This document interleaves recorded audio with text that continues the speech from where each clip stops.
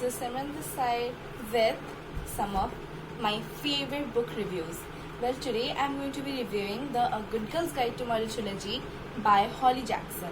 I finished reading these books about 3 days ago. Like, I finished the entire series in a span of a month because I also have school going on. So, well, firstly, I'm going to give this book an introduction. First, like, to start things off, these books follow some kind of cases, cold cases, or even some hot cases. Well, let's dive straight into it.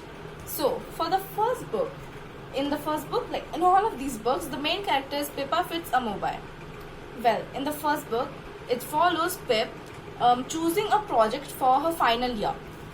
Well, for that project, she chooses a cold case which was done and dusted 5 years ago.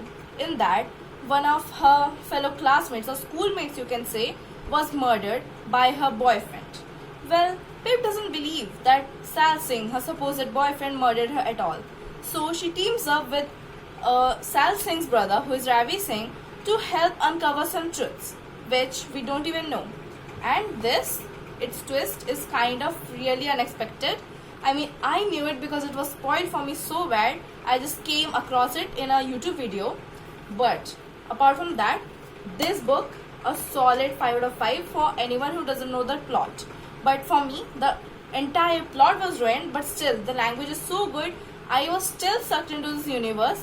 So I rate this a 3.5 to a 3 star, and a high 3 star at that. Well, now, the second book, its name is Good Girl, Bad Blood. It also follows Pip. She is now traumatized from the first murder mystery she uncovered. Now, she swears to not do any kind of thing ever again. So she starts a podcast to talk about the first book, which is A Good Girl's Guide to Murder. And in that podcast, she just starts uncovering the truth to a larger public media. Now, someone close to her goes missing. And now, she's bound to help him. Like, how can Pip not? I mean, Pip's entire personality is helping others or saving others, but she doesn't save herself.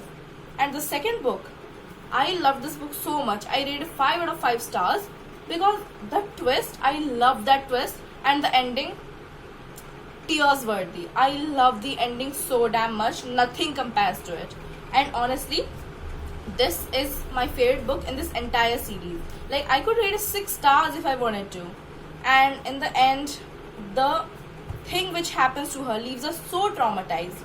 She doesn't, how do I explain this? She is so traumatized. She has gotten PTSD or whatever. Now, the third book, which everybody loves so much, is As Good as Dead. Once again by Holly Jackson, of course. Now, this follows Pippa being so, I don't know, remorseful, very sad. She is just, well, excuse me, the phone fell. Sorry. Now, as I was saying, in this book, Pip is so traumatized from the experience she has with the second book, like what happened in the second book, that she is honestly just a dead girl walking. She doesn't have feelings anymore. She just wants to cry any moment now. But of course, she's Pip. Pippa is the strongest woman, the strongest FMC that I know. And I don't know anything about FMCs, but I think she's one of the highest rated ones.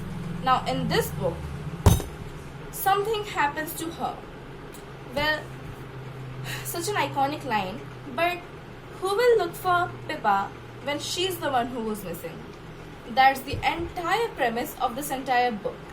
Well, this, honestly, the fastest paced book out from the entire series. But the second book, it made me cry, it made me sad.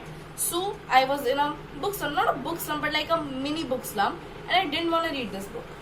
There are 2 parts to this book. I mean, till here, to just finish 100 pages, it took me a week. I did not want to read anything ever again.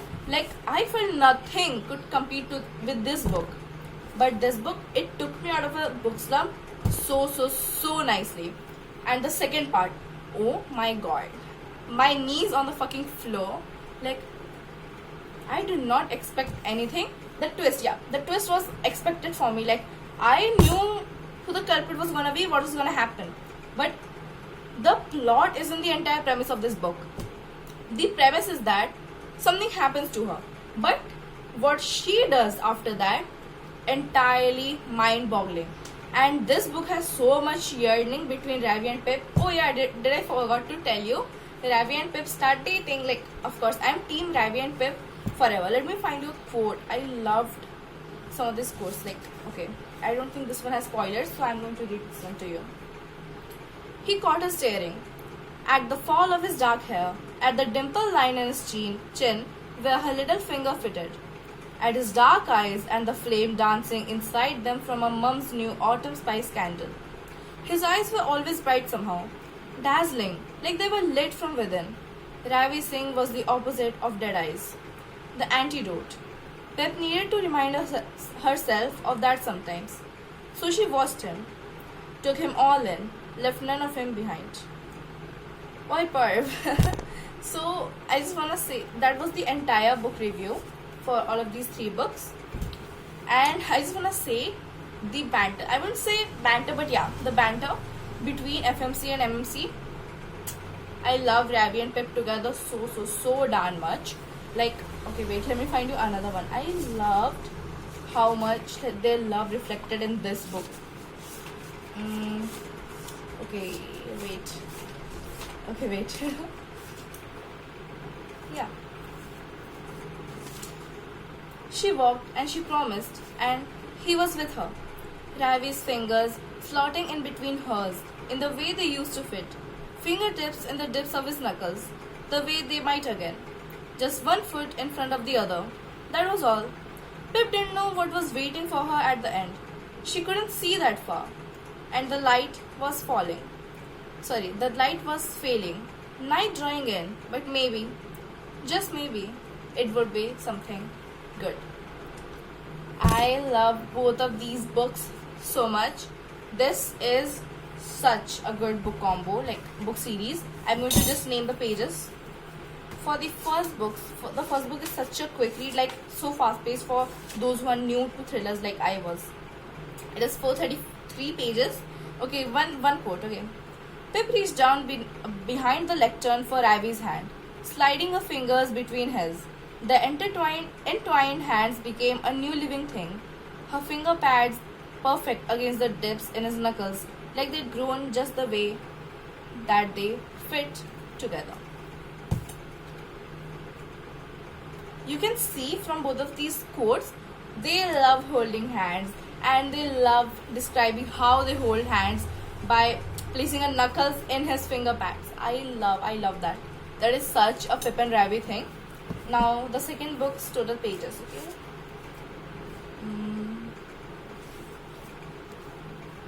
417 pages. And what quote? Okay, wait. This page is torn. And that's on online delivery. Okay, I'm going to pick that up later. But did I even underline something in this book? I don't know. Oh yeah, I found something. Okay, just wait a bit, guys. Okay. That's a spoiler, guys. I can't tell you that. Nothing, really? I didn't underline anything. Okay, that's shocking for a person like me. Okay, and the third and the final book, the total pages. And let me just remind you, in the third book, there is a part 1 for the first book. So the last 5-6 pages, it's just part 1 of A Good Girl's Guide to Murder. This is a EPQ, guys. And oh yeah, total pages, I forgot. I'm such a forgetful person. It is 557 pages, and these all pages that I said was for the UK version. In the US version, I believe there are lesser pages for As Good as Dead.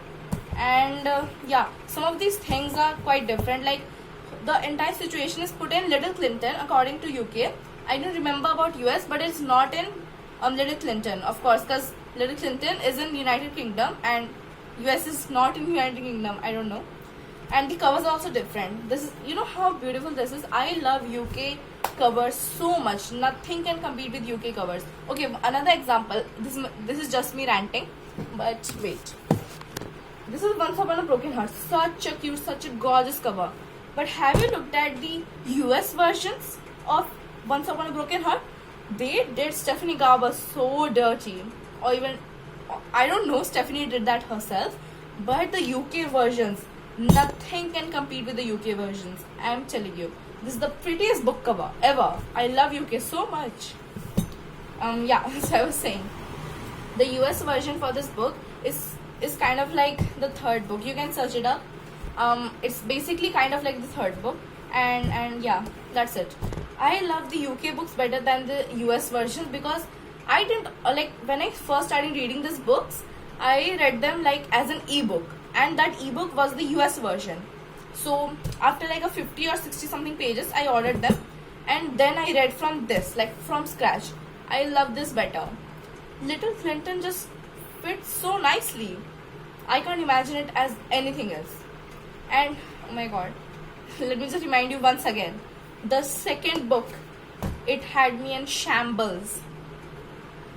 I can't say anything more, but those who have read it, or maybe I am just overreacting, but it was so good. Any book that makes me cry, I love that book so much. The third book also made me cry. Like, it was not cry, it was sad, but definitely not cry. So yeah, okay, that's enough bantering. If you just look at my description, that's literally what it says. Bantering, chittering, chattering and yapping. That's all I am about. So enough with the yapping.